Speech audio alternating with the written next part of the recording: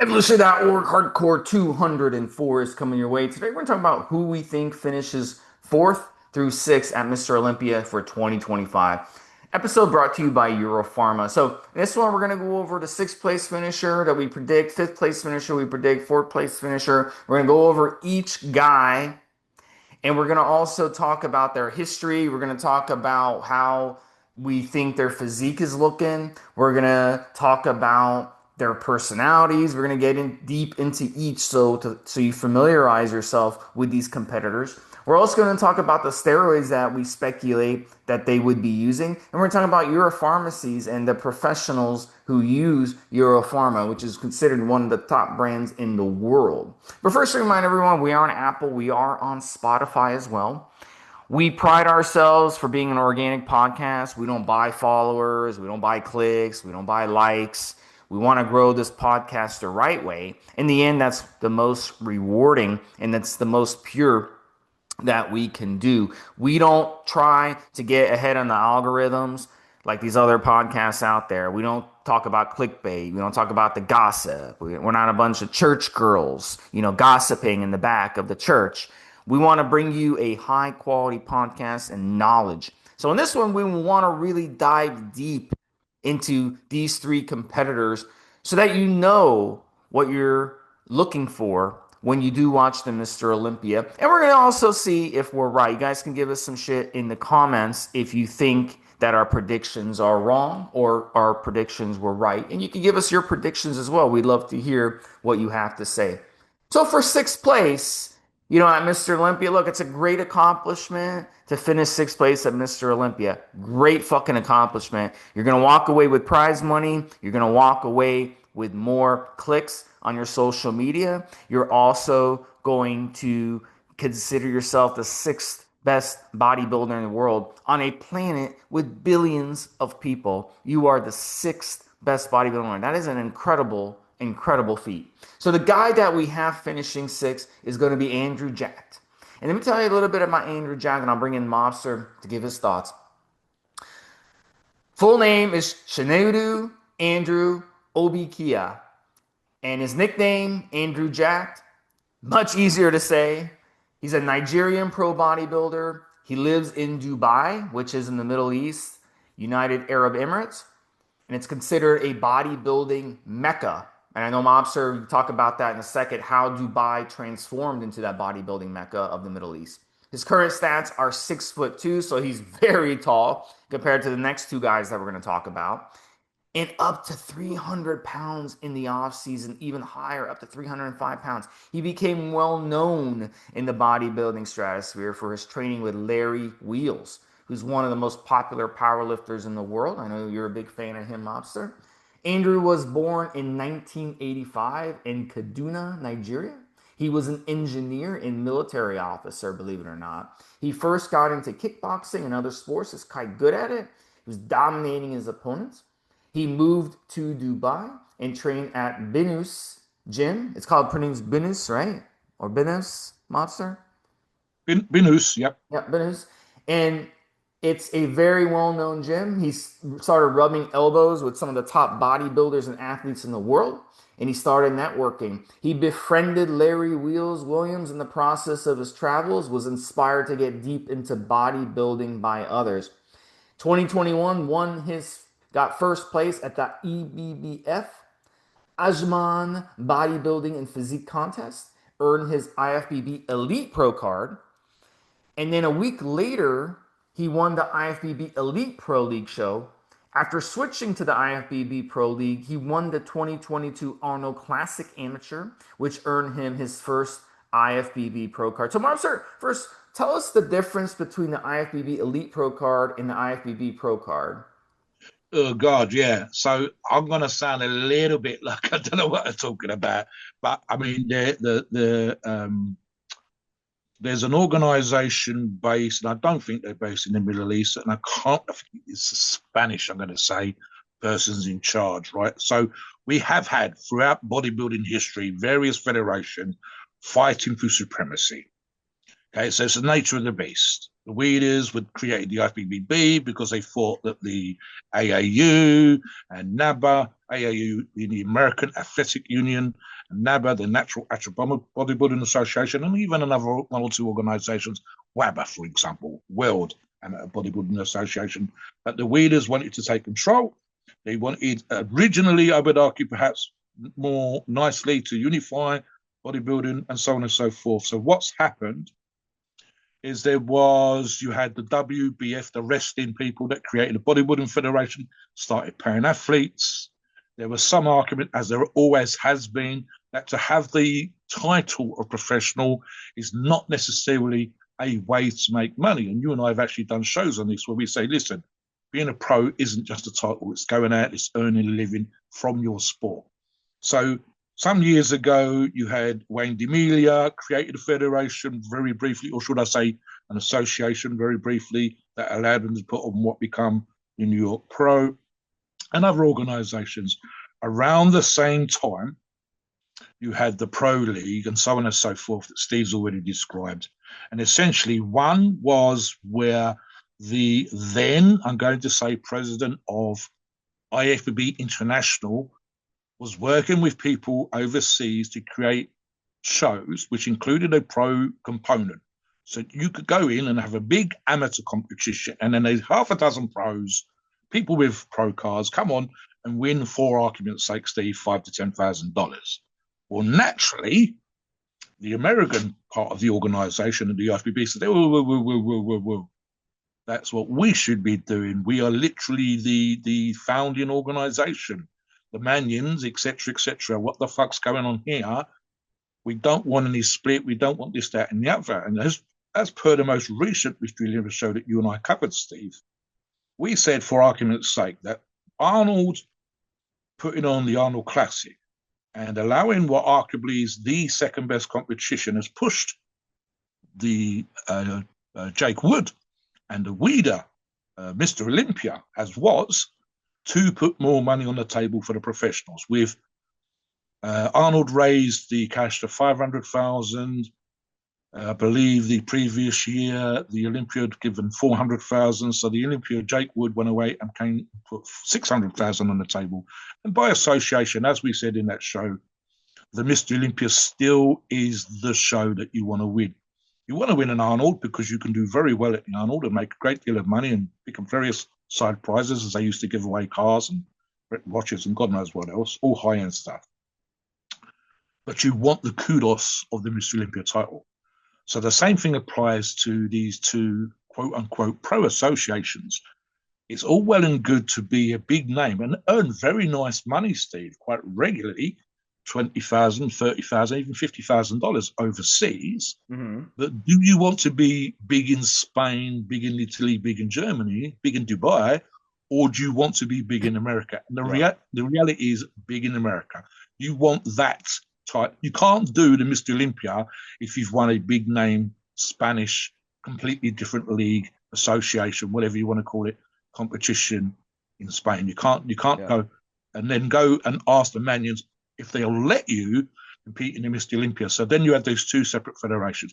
To be fair, Steve, the Spanish side of it, the international side of it, has forced the American side to up their game. And that's good competition.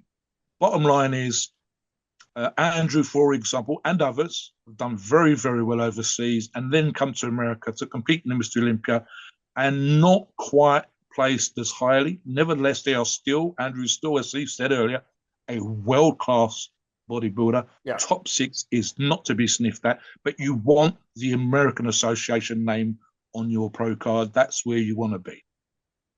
So after switching to the IFBB Pro League, he won the 2022 Arnold Classic Amateur, which earned him his IFBB card, as I said. Yep.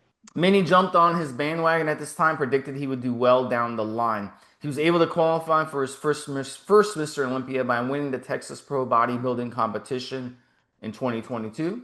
And at the 2022 Mr. Olympia, he got up to 290 pounds and got 8th place. In 2023, he got 5th place, and last year he got 5th place again.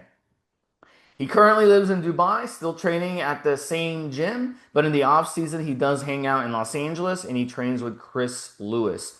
So We're predicting him to have a little bit of a fallback and fall back to sixth place, which is one spot. I don't think it's a fault to his own mobster, but I think No, it's just because the competition is a little tougher. So go ahead on your thoughts on yes, that. yes, right. So that Steve's quite correct. The reality is we've got Brett Wilkins just outside the top six. We've got Martin Fitz I've forgotten to say Martin's surname.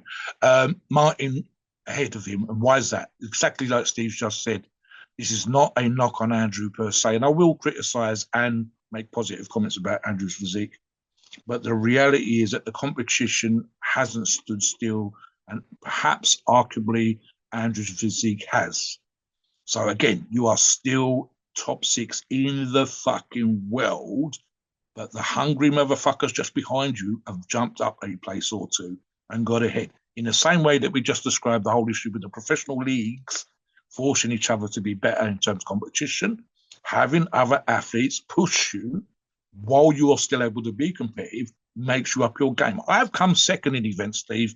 I'm so pissed off at coming second that the next year I came back and fucking dominated because I was pissed off of losing. Not that it was a real close competition. The person that won beat me by just under 3 points. And I was pissed off, not because I'd won, but because I'd lost by such a small margin. So I came back the next year and beat them by just under 21 points. That's what Andrew needs to do in terms of that aspect. I'll talk about his physique. Being 6'2" and close to 280, 290 pounds on stage is a mind fuck in the most positive way. There is literally a picture of him training with Martin, or video of him training with Martin, and Martin's got a whole 3D thing, and I'm going to talk about him in a minute. Fitzwater.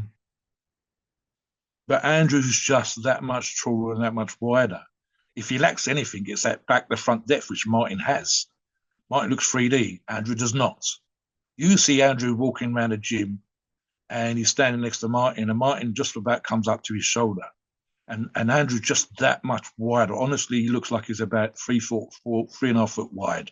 And let's say that Martin's 2.5, 3 foot wide. He's just that much wider, another 6, 7 inches, that much taller. And me and you talked about this on the last show, that all things being equal, the taller athlete will win. That's just the nature of the beast. It's also arguably harder to fill out your physique.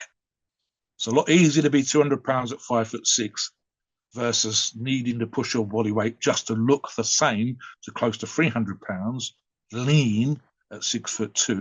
That's much harder, arguably. But equally, if you can do it, you will dominate. You will blow the fucking competition away just because of how human nature works, etc., etc. The aspects of training in Dubai, like Steve touched upon earlier on, I'll deal with that now, Steve. The Middle East is still, I would argue, even if oil is starting to get less, there's a phrase which says it's the land of opportunity, and I will agree with that. And what's happened with bodybuilding, there's always been a touch of bodybuilding in Iran, Iraq, Dubai, UAE, and so on and so forth. It's always been a popular sport. It's a very male-dominated society, just from the Islamic faith. Men dominate. And what men like is being given priority. And when there's been money, as there is in the Middle East, specifically in Dubai, a rich person can enjoy themselves by opening a kick-ass fucking gym that doesn't really make any money, but is world class. And some of that is just because they can do that shit and show the Americans how it's done. But again, that's competition. That's what forces people to get better. There's some great, obviously, American competition, gyms, etc., and so on and so forth. But you've got, and I'll use Oxygen Gym as an example, never mind Benus. Benus and Oxygen Gym are multiple stories with every single fucking facility you can think of, Steve. I think there's a hairdresser's at Benus, a massage thing, a pro shop, and so on and so forth. And this is properly done. This is not like a little bit of a corner of a gym or the shop next door. This is all in one place, one level. I believe Oxygen, the main Oxygen, is 5 floors. And there's like a leg floor and a chest floor and a back floor. And there's like 100 pieces of equipment in each fucking room, each floor. So when you have that, you've got some great coaches. They are incredibly supportive. Athletes, including Andrew, have gone there for 2 to 3 months at a time when they were training at Oxygen, for example, Steve. And it's like taking a horse to run in the Derby, to run in the biggest race. and they will literally they've got coaches that will bring you your prep meals and make sure you finish your food like a baby. And all you've got to do is train, rep like a motherfucker, take some of the best steroids in the world, eat this goddamn food, and get on your PlayStation or your Xbox and talk to your wife and girlfriend or whatever. That's all you got to do for 3 months. And so they're incredibly supportive, and they can afford to be like that.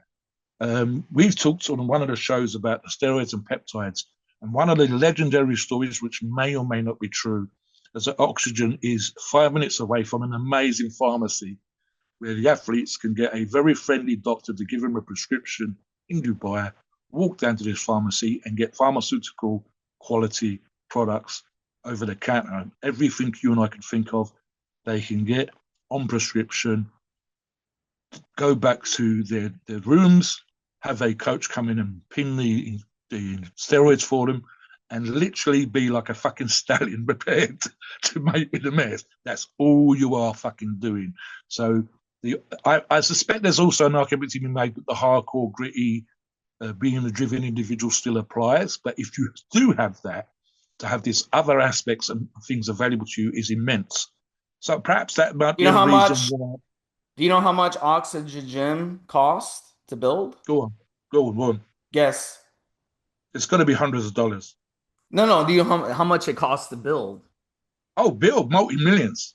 I believe there was a number somewhere between $5 and $10 million. 30 million. There you go. Yeah. And the membership is 500. That's for the main gym. There are actually more than one now. Yeah. So a VIP membership, you're looking at $500 a month. See? Yeah. If you want to pay for the year, they give you a nice discount. It's like $3,600 a year if you want to pay for the full year. You should do it. Yeah, I just think in pounds, that's $500 a month is £350 and change, which would be the best part of £4,000 a year for membership. But I mean, look, at the end of the day, it's a great experience. If you really love bodybuilding, you got to check it out one day, before you die. Even walking into Golds now, Steve, a one-day membership in Golds, what's that, between $50 and $100 or something ridiculous for a day membership? Well, a lot of gyms don't even let you do one day, or unless you're like a local. Like they'll be like, you see your driver's license, you got to be like a local person. They won't even let you come in for a day. It's like, yeah, it's crazy. But I went to what had been one of the best gyms in the country. It wasn't when I got there. The YMCA, Tottenham Court Road. At one point, it had 100 machines. It was the most machines in the gym in any part of the United Kingdom at that time. It's probably best. There's loads better since then. For much better since then. And I went down with a buddy who was staying there because he was staying at the hotel. He could train for free, so he invites me down. And I went in, and the young lady in reception, very nice, asked me for £20, which is about $30. And I freaked the fuck out. But £20. And I was so shocked she didn't charge me. And when we went upstairs and used the gym, it was shit. I couldn't believe they were asking me 20 quid, $30 to train in, especially when I went upstairs and saw how god awful it was. It had been good, but it wasn't good when I went there. Mate, honestly, I like to think that I'm a hardcore and I'd be accepted to go and train at most gyms, etc. But I think I'd begrudge paying $500 a month for stuff. And again, it's nice to have all that access to toys and whatever else. Yeah. I wonder if you're like does it make that much of a difference? But I wonder if you walk in there and you're like a professional. I'm sure they just let you train for free. They're like, "Oh no, we want you to train for free." So it's kind of unfair that a normal person, a normal businessman, that works 9 to 5, and they go to the gym, they have to pay $500 a month. But then this pro bodybuilder gets to walk in and free. And Jay Cutler and Dorian Yates have both told stories, Steve, about having someone on the reception at the main Gold's gym. And I think Dorian said this. He'd gone there. I didn't know who this person was. He said, my fucking photo was up on the wall of the gym with the line of Mr. Olympias. And the person on reception was asking him for $50 or something. And he says, you're kind of shocked. But he didn't want to make a scene about it. So he goes, okay. And I think Jay Cutler was the same. You do realise I'm up on the wall of the gym as a Mr. Olympia. And the person says, oh, yeah, I don't know. People say that all the time and charge them $50. And, of course, I think they got the money back later on from Well, they're just doing their job. At the end of the day, the businessman wants to train next to a pro bodybuilder, so he's okay with, hey, let them in for free. I've trained for free in my local gym for 3 years, Steve, and there's an element of people like that. They want to see the freaks, and so they'll pay to see the freaks. But if you are a freak, Yeah. Should I have to pay? It's that kind of weird Yeah, but situation. like say you're Yeah. training on the bench, right? And there's like, there's all the benches are taken, and Jake Cutler or Ronnie Coleman come up to you wanting to use the bench. What do? Do you say, "Oh, bro, I got a couple more sets left," or do you just say, "Oh no, I'm done, bro. Go ahead, take it." That's something you can work in. You can work in, bitches, but you might have to take some weight off the You're bar. like, dude, I'm sorry. You're like 100. Let's say you're 130 pound, like 20-year-old kid, and then they come up to Yeah. you. These, Oh, that's a bit different. They'll probably fucking turn into fanboys, start taking pictures and let them train or whatever else, and just photograph and stuff.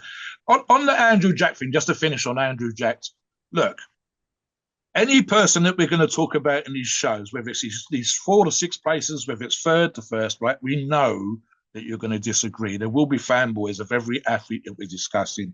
Andrew, just be clear, he's a world-class physique. It's probably arguable that he needs to be more 3D, so have depth from front to back. Standing in front of you, he can look like a winner. If he turns side on, not so much. And that's just us trying to be objective and comparing him to everybody else. You will have your fan, you will have people that absolutely think Andrew Jack's shit doesn't smell. And he's the best thing since sliced bread. And you will completely disagree with our comments. But the nature of a bodybuilding competition is arguably aesthetics, size, depth, condition, and so on and so forth. Andrew might absolutely fucking bring it on the day, and the other athletes might not. And Mobster might have to eat his fucking words. So be it. It's the judge's decision. So you can disagree with us, but ultimately you're also going to have to argue with the judges. And sometimes judges get it wrong. I just think that he hasn't quite got what it needs. Yeah. He hasn't quite. So it sounds like the guys around him have improved, but he has not. Yes, I think so. I think he's kind of stood really good, but he hasn't improved from really good. So let's go into, let's move to Nick Walker. I know you have a lot to talk about Nick Walker. And our fifth place prediction will go to Nick Walker. Now, he's been very open. I know you're going to talk about this in a bit. A lot of people don't like his attitude, his personality. It's a little over the top, I agree. But he's predicting himself to win Mr. Olympia. We talked about it on our last podcast, which is, I guess you got to go in there with that mentality, obviously. He was born in 1994. He's from New Jersey, so that might be part of it. People from New Jersey are very, very outspoken. They tell you how it is. They're very blunt people in a lot of cases, and it rubs a lot of people the wrong way, but that's just the way they are. He first got into bodybuilding as a young teenager. He looked up to Jay Cutler as his idol. He does remind me a little bit of Jay Cutler as well. He's 5'7". He achieved pro status by winning overall the 2020 North American Championships. His big win in his career came at the Arnold Classic and the New York Pro in 2021. So he had a really, really good 2021. He also finished third at the Mr. Olympia in 2022 and fifth in 2021. So, he's a rising star. You go fifth in 2021, then you go third at 2022. He also finished in 2023 second at the Arnold Classic, so it looked like everything was going good. But he was not able to participate in the 2023 Mr. Olympia due to his hamstring injury. And in 2024, he had to pull out again due to his body not responding well. This is what the coach said. This is what he said. So I'll have you talk about that as well, Mobster. But let me just clock him in, his weight in the offseason, which you can talk about as well. He's been clocked at over 300 pounds, which is amazing for his height. I mean, he's my height, guys. He's my height, an inch taller than me, and he's clocking in over 300 pounds. That's an insane amount of muscle mass on your frame. It's ungodly amount of muscle mass. In season, he's around 270 to 280.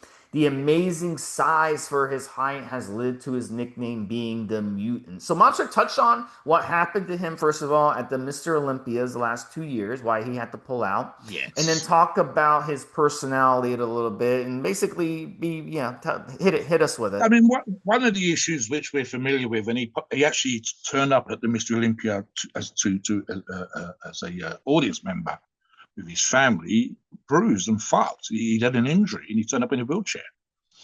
I believe so. I'm assuming from memory, a quad tear, I believe, or a quad strain. And it was all completely bruised and there was photographs of it, etc. There was another thing where the prep had gone horrendously badly, from memory again, I might be wrong. And he knew that he wasn't going to be anywhere close to his best. And there was a big thing back and forth, social media and accusations made, etc. And he wasn't the only person that was affected. A bunch of athletes were working in, including Nick. rumors had bad steroids, wrong steroid cycles being given to people. Everybody was on. I think a couple of other said that we've all looked and we've had a conversation privately, and we was all on exactly the same stack. That made no sense. We was all on the same diet. That made no sense. What the fuck is this person doing?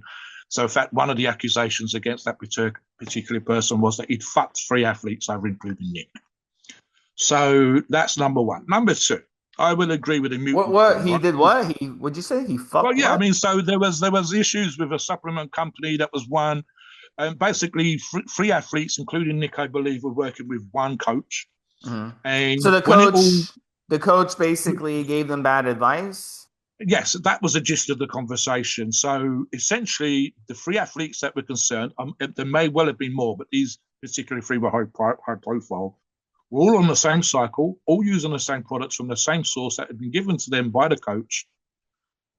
And Nick is many weeks out from the competition and thinking, how the fuck am I getting to just look at me now? I should be way better conditioned in this. This is what I'm supposed to be doing. This person's told me this is going to happen, and so on and so forth. Now, we've seen bad coaching with female athletes in the past where the protocols were borderline fucking lethal, Stephen. In fact, in a couple of cases, they did die.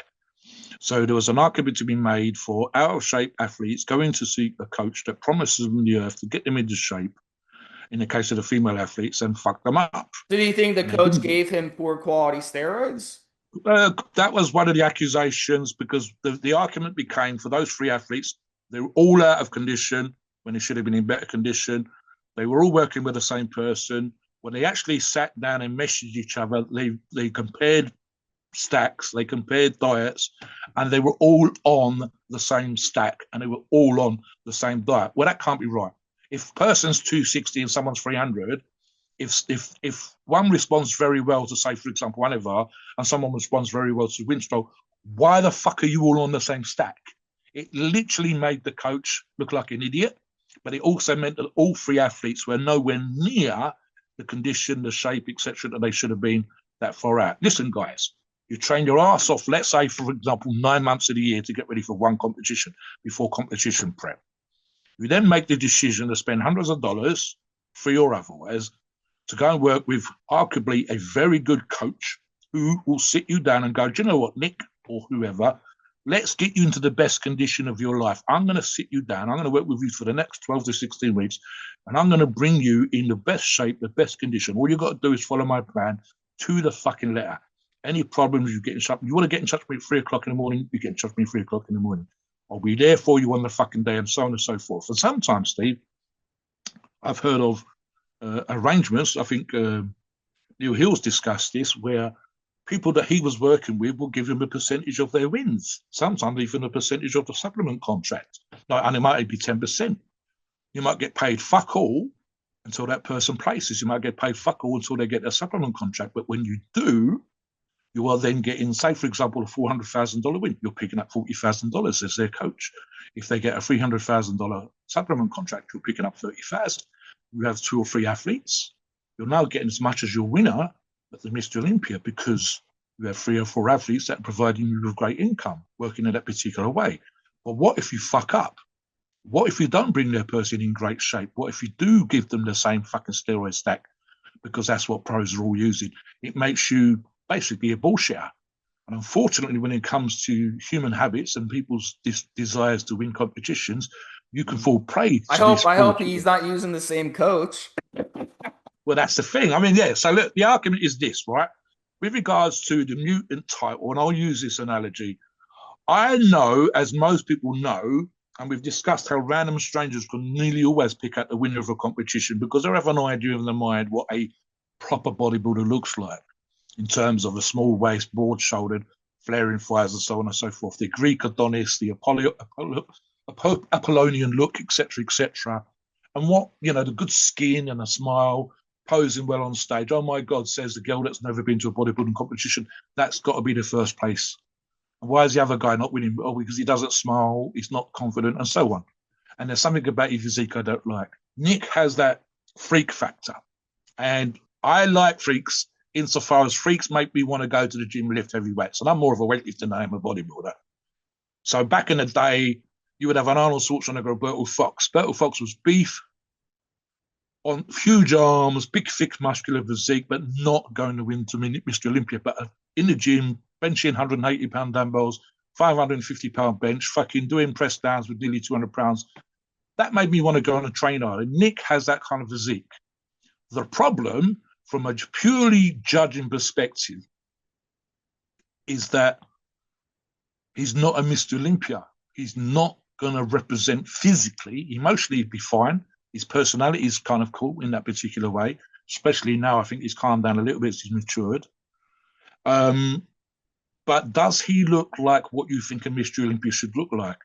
For most people, the answer is no. There will always be, again, Nick fanboys. But I say this, and again, what we're talking about here with the 4th, 5th, and 6th places, those places are interchangeable because the first 3 that you and I have got are all Mr. Olympia winners already. These latter 3 are not. So the positions here can be moved around, but we've got him here because, again, the sport hasn't stagnated. The person we've placed ahead of him has improved and does have some aesthetics. Andrew arguably has stayed the same. Nick has improved, Steve. The couple of pictures, etc., that he's presented over the last 2 or 3 months seems to have tightened his waist. He's using half the weights he was doing before, like we talked about on the show the other day. And he just seems to be getting into that physical maturity and realizing if he brings his waist down, even if he is a fucking freak, having that small waist might just be enough to push him up. And again, whoever, if any of the guys that place ahead of him that we've got on our list place ahead, fuck up, Nick could jump up 1 or 2 more places and we could be made to eat our words, Steve. So yeah, on to the next one. Before we move on to the next guy, talk a little bit about Nick Walker's personality. Give us your quick thoughts on his personality and why it rubs certain people the wrong way. There's a thing now. He's actually kind of good. I've listened to a couple of shows where he will take time every week. I don't think it's a regular thing. I think it's once or twice a week. And they've actually started having Nick on as a guest on certain shows. And I believe he's perhaps what's happened initially is we talk about clickbaits and stuff like that. So there's a certain thing sometimes where you'll come onto a show. You and I do it from time to time, that we try not to make a habit of this. And this is the thing where you come on, you say shit, and you think, fuck them, I don't care, I'm going to say what I like. And that's where you're going to get your haters from, Steve. You're going to come on and you're going to piss people off. If he says, just by way of his confidence of placing and winning in Mr. Olympia with his top 5 prediction, there's going to be 4 people that disagree with him, obviously. And the same thing's going to apply to any audience. I have seen that as he's matured, as he become more professional, as he's become some longevity in the sport, you start to look at the bigger picture stuff. So when they have him on now, I don't think there's any malice. I don't think there's any hate. I think it's just sometimes this is what I see. Take it for what you will. That will always piss people off. But at the same time, he is starting to be more circumspect and perhaps look at physiques more without any sort of favour for himself. The fact that he has himself winning this year and placing in the top 5 in that position that he suggested is arguably less arrogance and being a dick and having haters and more about just a supreme confidence. I will put one more thing. I've looked at videos of photographs, especially recently, but I won't even bother touching more than a few seconds on the whole vascularity that he has, and sometimes that hides his physique. And we're going to talk a little bit about the steroids we think top pros, including Nick, take. One of the issues for me, and I'm thinking of he did a couple of back videos, where right at the very end of a 35 and 40-minute YouTube video, you get a back shot, vest off, lat spread. I think he's doing some cable rows, and they've taken a screenshot of the cable rows, and the skin just looks wrong. Now, obviously, tan and glaze, etc., will hide a lot of that stuff, but it looks like there's trend fucking toxins are making his skin look gnarly and ugly and purple and fucking so many lumps and bumps. Which is it? This way that the skin looks? Is it just Nick's genetics, or is it just god awful skin that's really bad because of the shit that you're doing to your body? Literally, as you and I have talked about on shows, when people talk about oily skin and so on and so forth, and you'll get some amazing looking bodybuilder and he takes his shirt off and his fucking back's covered in acne. You fuck this, you're way too many steroids. Look at the state of your skin. You need to do something about it. And there is even things that pros can do. one of our Canadian lifters on forum has done a hydrogen peroxide thing to treat his skin because his skin is similar. And he did that pre-competition and made his skin look a lot better on stage. So maybe that's what Nick needs to do. But again, Yeah, it's one of yeah. those weird things. And I don't like it. I think it's one of those things that takes away. You're working your ass off. You're doing the steroids. You're training your motherfucker. You're accepted as a top pro. You're actually kind of a guru yourself. And then you're let down by your skin. You see, you need to look at all the aspects because the person that wins will have great skin, great fucking stage presence, and amazing physique. And you could have all of those, but not one of those, and that might be skin, and that would be the thing that holds you back from being in top 3, top 2, top 1 at the Olympia. So yeah. Let's go to the fourth place prediction. And this goes to a guy that a lot of you may not know much about. So we're going to kind of tell you about him. He has an interesting history. And the fourth place prediction is going to go to Martin Fitzwater. Martin the Martian Fitzwater. He's a professional bodybuilder, 5'7", up to 260 pounds. He was born in 1997 in Wyoming, of all places. His first sports were football and track and field. Shot put and discus were his best sports with the field. I feel like with you, Mobster, those would probably be your best ones as well. So it's really about strength and being able to push that discus and doing the shot put, pushing that shot put. And it's about leverage. It's about getting low. It's about being able to fight gravity to push that shot put. And man, those things are heavy, man. Those shot put things, they're freaking heavy, Mobster. I don't know if you ever did that before. Have you? No, I I think only it, really started to become an athlete just in literally the last year at school. I wish I had done now in the last year again as an I think opportunity. you would you like the shot put a lot. So the I, shot I, put, I didn't really blow up and get strong and shit till I was 15. It was literally the last year what would be high school for you guys in America. And that's when I actually became quote unquote an athlete. Prior to that, I was a dweeb running with the fat guys and shit, although I was kind of skinny. uh, And then last year I started training. I blew the fuck up. I started doing middle distance.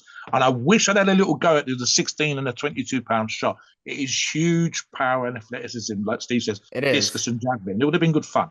It's like just imagine a bowling ball. Like if you Yeah. go to Yeah, bowling, a yeah, bowling yeah. ball is usually 8, 10, 12, maybe And the 14 pounds. distance, So the this is power, six.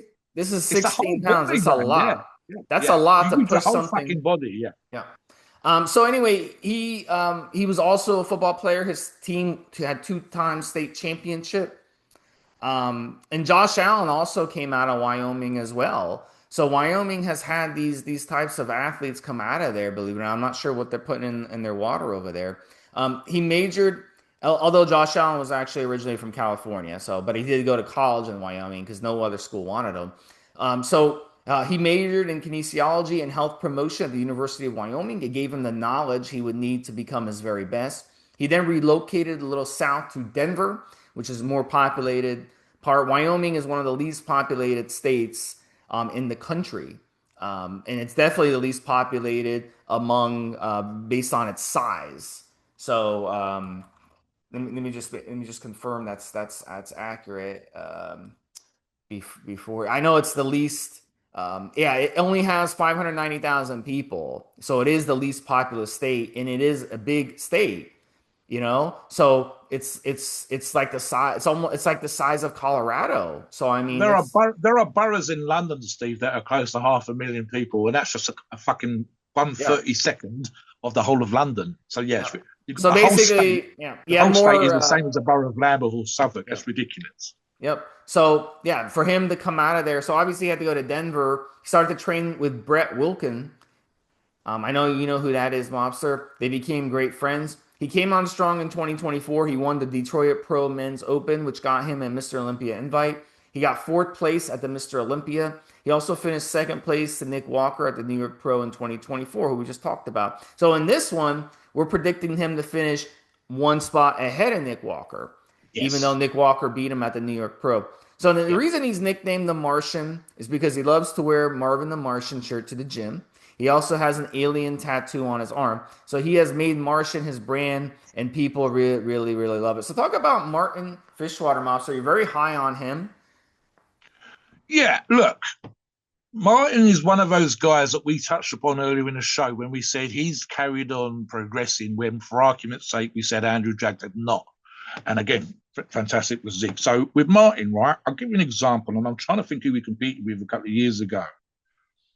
and I mentioned this on the other show. The other athlete is working his ass off, stressed as fuck, hungry, all the shit that you'd expect a top athlete to be at a top level competition. And who's chilled in his own video and chatty and relaxed is Martin. That's number one. So he's out there, sociable, etc. If you can be chilled and relaxed when everybody else around you is stressing, your cortisol levels are going to be low as fuck. That's number one. Number two is he's progressed. When he was put up against the other athletes I'm thinking of, he just had that kind of complete look. And I'd heard his name on the radar, but way, way over there in the distance 2 or 3 years ago. And then he started to get closer and closer and closer to the center circle. He started to move into the perception of a maybe. And then you started to look at his physique and you go, hang on, he's put on over 5 pounds. He's still progressing. He's improved his shape. He's chilled the fuck. He's doing all the right things. And I'll touch upon one of those things that I thought was a bit moody. As I said to you in the pre-show, Stephen, I'll mention it in a minute.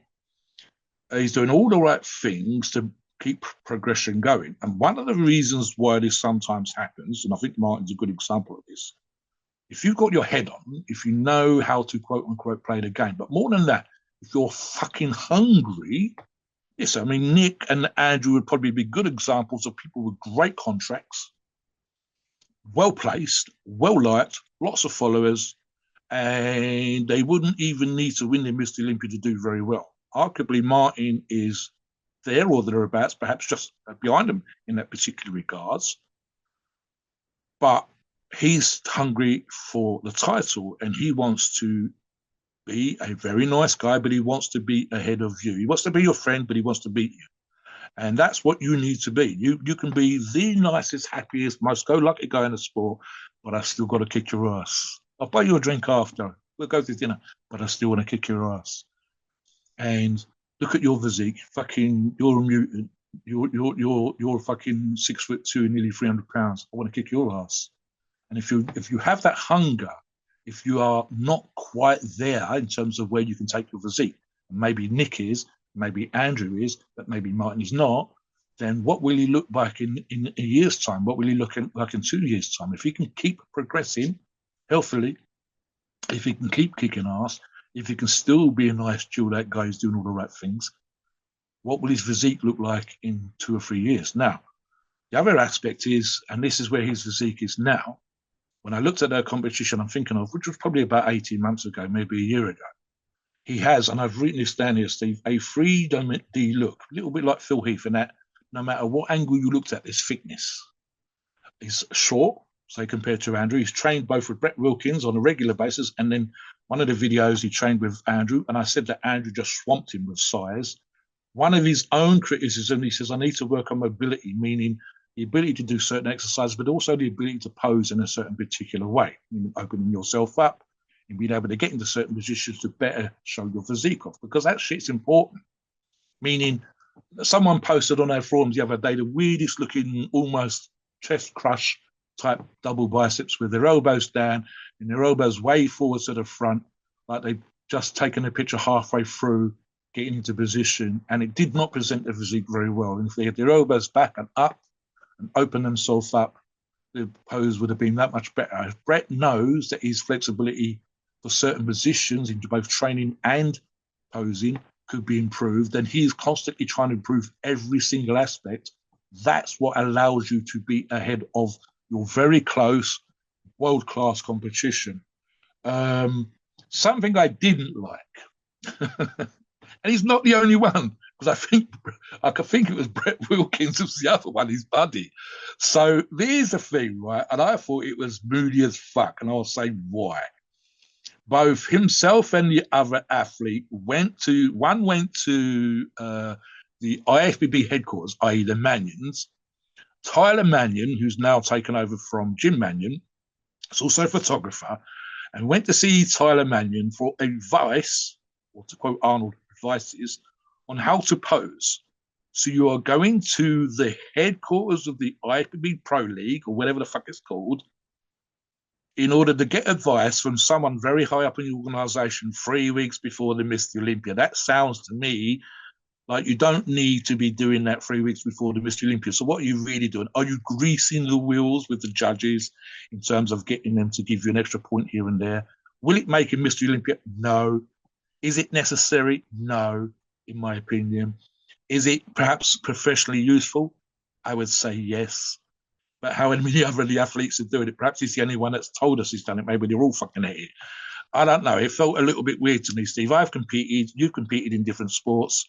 I wasn't going round to the judges, the promoter's house for dinner and a drink and getting advice on how I can win the competition from the person that's going to help me by judging me to win the competition. That felt a little bit off. As I say, he's not the only one. The other athlete, and I think it was Brett, went to Steve Weinberger, who's the head judge, to get advice on posing. Actually, it wasn't Brett Wilkins, it was someone else. And I think it was Dino, one of the Brazilian guys, and he was putting up a certain particular pose. And it was one of those, Steve said, no, you shouldn't do that. You need to be wider. You need to be further apart. Don't do poses that don't work for you. But again, 3 weeks before the Mr. Olympia, you're going to see a judge, perhaps just to get them to think about you on the day more, whether they intend to or not, subconsciously. Felt a little bit off to me. Perhaps it's something that professionals need to do. I'm trying to think of other sports, Steve, where perhaps this kind Well, of I know I could speak on the NFL. Like a lot of times, yeah, NFL, the quarterback before the game, he'll go and he'll kind of talk to the referee, yeah, or you'll that's the have one. like a coach go up and talk to the referee and be like, "Hey, how are you going to call this game? Is Mm, this a penalty? Is that a penalty?" They kind of get a yeah, sense of the kind mm, of game they're going to call. Sometimes they might call a defensive back for holding for mm, grabbing the receiver's jersey down the field, and sometimes they'll yeah, let that go. So they'll kind of want to get a sense, or they'll tell a receiver, hey, if you're running forward before the snap, it's going to be illegal motion. You got to be yes. careful with that, and we're going to be looking for that. We'll So, call you on it. Yeah, yeah, yeah. so they'll try to I've kind done of, competitions, Steve, where we would have a discussion of the rules. A buddy of mine actually really pissed me off one year because we'd all had the access to the rules for 6 weeks. And then he was discussing the rules with the judge on the fucking day. Mate, you've had 6 weeks and now you want to change the rules. Fuck off. That was one. I've been around this kind of situation myself. It always feels a little bit off in that regards. Equally, because I'd had lots of competition experience, I know, for example, that if we only had one set of implements to lift on, you can take what's called a warm-up lift. But I always made sure that the judge knew it was a warm-up lift, and not everybody else did that. And they go, oh, they say down. What do you mean down? I was only taking a warm-up. You didn't say warm-up, that's a lift. So now you've used one of your attempts and you fucked up. So knowing the rules, knowing the regulations, knowing how the system works is to your advantage. So I'm thinking in this particular regards, because it's such a how the judge perceives you to be. There's no specific, oh, the skin must look like this. There's no, oh, the elbows must be in a position. There's no, the feet must be this feet, many feet apart. There's no specific guidance. There are generalized guidance on how you walk out. You should look good. Your hair should be tidy. If you have a beard and moustache, it should be trimmed. That's all there. That's all written down. Equally, if you know the judges, but you know that this judge likes the bulky, freaky bodybuilders and this judge likes the aesthetic bodybuilders, how do you then position yourself in a way to gain favor or at least capture the judge's eye? And perhaps one of the ways that you do that is by going to see that judge and now this person, oh, he came to me with advice. He's a lovely fella. He's turned up. He's got a lovely looking physique. I gave him a few words of advice, and you go away saying, "Oh, thank you very much, Judge. I'll follow your advice, and hopefully on the day you'll look favourably on my physique." Yeah, the fuck, you've greased the wheels, motherfucker. I would prefer, then I'm a weightlifter, it's always that much easier. Do what you got to do in the gym and on your diet and with your PDs, and let the dice roll where they may fall on the fucking day. Don't go around to the judge's house or the judge's gym or the judge's headquarters and get advice 3 fucking weeks before the competition. I don't know. It felt off to me. Maybe it's how Martin just gains that extra 1 or 2% of an edge, and maybe it flips him from our 4th place spot into a 3rd place spot because you only need to be a bit off. Look, and I'll say this again because this applies to every athlete we're going to discuss. If one person is off, that's you pushed up a spot. If they turn up late, if they fuck up with their diuretics, if they don't hydrate properly, if they didn't come off this steroid early enough, or they didn't go onto this steroid early enough, or they fucked up with food poisoning, anything can happen. And a person that me and Steve have got in 4th becomes 3rd. That's the nature of the thing. I'm looking here, what I'm seeing is perhaps one or two things that a person can do just to gain a very, very small advantage, perhaps. And it just felt a little bit like, yeah, I didn't quite like how that felt because, again, he's got a great physique. He's making gangbusters. He's making improvements. He seems to be incredibly professional in all other regards. And maybe it's just something for him that he feels that you've got to do because if I don't do it, another athlete might do it. Maybe that's what he's thinking. But for me, I'm like, how many of the other pros are going to see and talking to him? Do you have a quiet drink after the competition with the head judge? Thank you very much for judging me today. You was great. La la la la. And that just might be a little bit of ass kissing. And it's human nature to go, I didn't do fuck all. Ha ha ha. Make one a shot of whiskey. You know what I mean? I don't know, man. It depends on how balanced the judging is. And again, it's this is going to see one person. There are going to be 12 judges, so I might be talking out my ass. The head judge is one person. The Tyler Mannion someone else. It's one person. Do they have an effect on the judges, on the panel? Is there any discussion amongst them that, oh, I've got Martin Fitzwater one place, or have you? Or I'll change my placing. You know, I mean, there's that kind of thing. But it is the nature of bodybuilding. It's politics and favoritism and just what an individual judge likes a physique for. Yeah, yeah. Maybe Martin has that, maybe he does not. So, So let's get into what about yeah, what about the steroids and stuff that they might take, Steve? What are top professionals doing, especially these guys? So look, at the end of the day, we've got guys on our forum who are professional bodybuilders who have pro cards. We have guys on our forum who are competing all the time. So we can just kind of look at what they're using. So the most common steroids, off the top of my head, Mobster, and feel free to add anything you want, would be equipoise, trenbolone, HGH, insulin. HGH and insulin, of course, are peptides, they're not steroids. And then orals like Winstrol and Anavar, and then injectable like Masteron to harden up. So these seem to be the top steroids that they like to use. Any others that you can think of that? Yeah, I mean, we've touched upon Mastron as a hardener. We know that certain versions of testosterone work better with others. An obvious example, and I've said this before, is competition stacks, especially in the last few weeks. And we are literally 2 or 3 weeks out as we run this show, as we record this show. You're going to be on short esters. You're not going to be on long esters. You're not going to be on an AMPH. You're not going to be on cypionate. You're not going to be on declinate. You're going to be on ACE. You can be on prop. You're going to be on the shorter in and quicker out orals, as Steve said already. Dosages, for example, for professional bodybuilders, and for that matter, competing bodybuilders, as an example here, Steve, with the argument for Winstrol and Anavar, would be Anavar typically for most listeners would be 30 to 50 milligrams a day for 4 to 8 weeks. We're looking here 100 milligrams a day, Steve, typically for 2 to 4 weeks pre-competition as a way of maintaining strength and keeping muscle on. Winstrol, for example, we might talk about 30, 50, 60 milligrams a day, but here we're looking at 125. And I'm going to show that we've got a link here to the Andrew Jack stack, what we think Andrew Jack would be using. The numbers would vary, but high amounts of trenbolone, in this example, trenbolone acetate.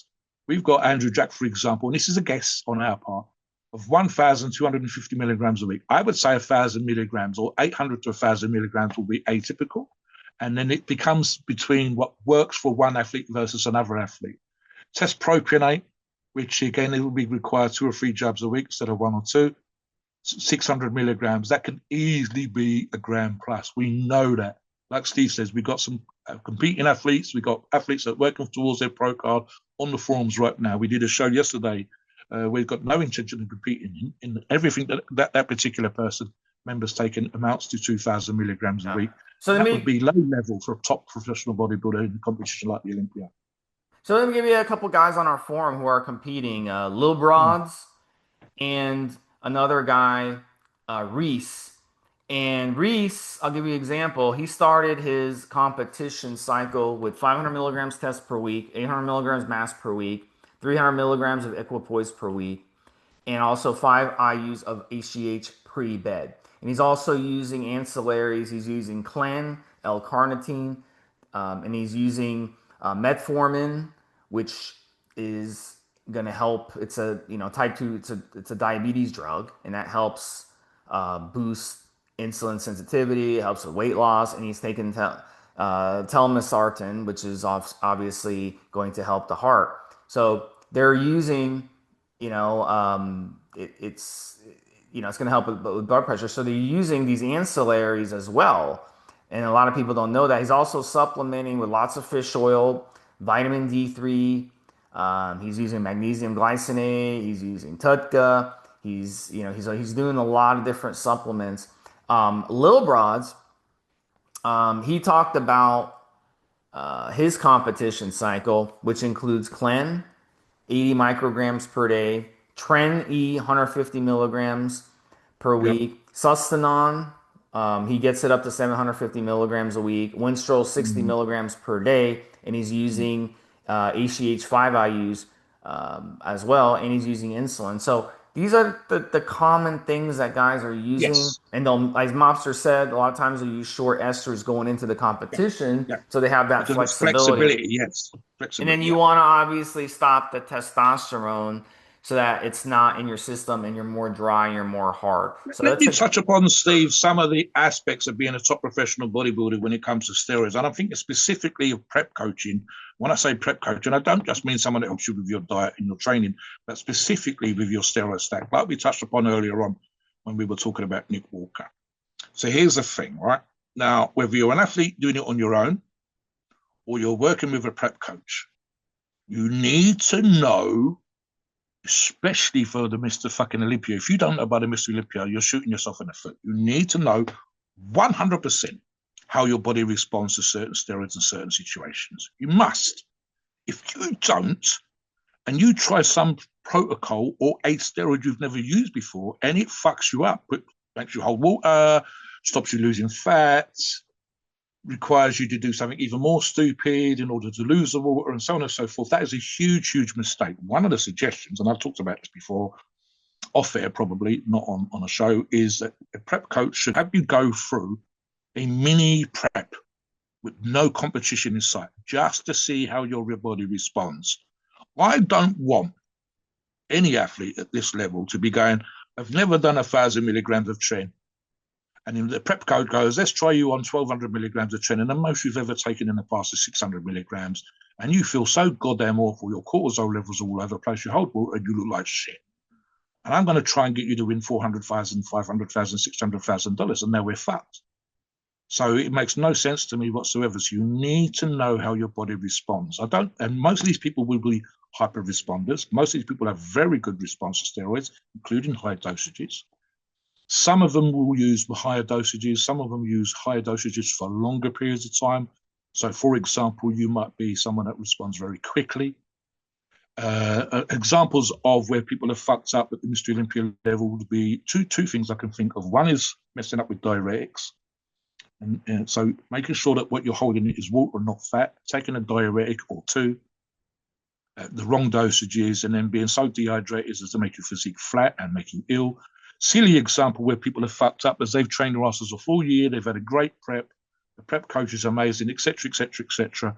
And then they fucked up, Steve, by not taking the food with them for the last few days before competition, buying something locally that isn't quite the same as what they've been eating. So if they've been eating organic duck breast, for example, and they have an amazing looking physique eating duck breast, and when they get to Las Vegas, and the only fucking stuff they can find in the supermarket is turkey breast, and they don't respond very well to turkey breast. Well, no, fact.